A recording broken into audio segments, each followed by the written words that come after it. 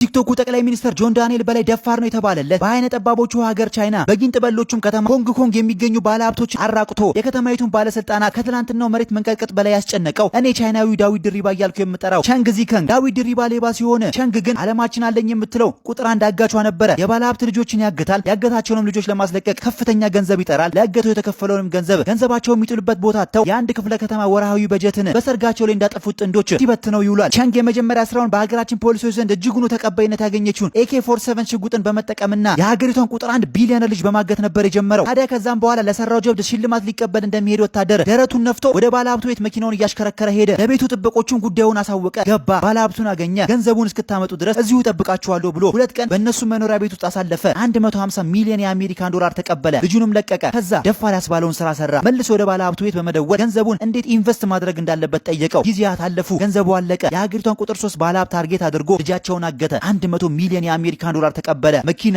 ቤት፣ ውድ ጌጣጌጥና ቆንጆ ሴቶች ከስሩ የማይጠፉ ነገሮች ሆኑ። ነገር ግን ልክ እንደ ቲክቶኩ ጠቅላይ ሚኒስትር ለድፍረቱና ጥጋቡ ለከት አልነበረውም ነበርና በቀጣዩ ስራ የባለስልጣን ልጅ ለማገት አሴረ። እድል ከእርሱ ጋር አልነበረችምና ፖሊሶቹ ቀድመው ነቁበት። ባጠመደው ወጥመድ እርሱን ራሱን አጠመዱት። በ1998 ታዛቢዎች በተገኙበት ቸንግ በበርካታ ወታደሮች ተተኩሶበት በሞት እንዲቀጣ ተወሰነ። በጣም ጥቂት የሚሆኑ የቲክቶክ አካውንቶች እጃችን ላይ ስላሉ መግዛት የምትፈልጉ ሰዎች እኔን ካዞ ኢንስታግራም ገጽ ላይ በማዋራት መግዛት ትችላላችሁ።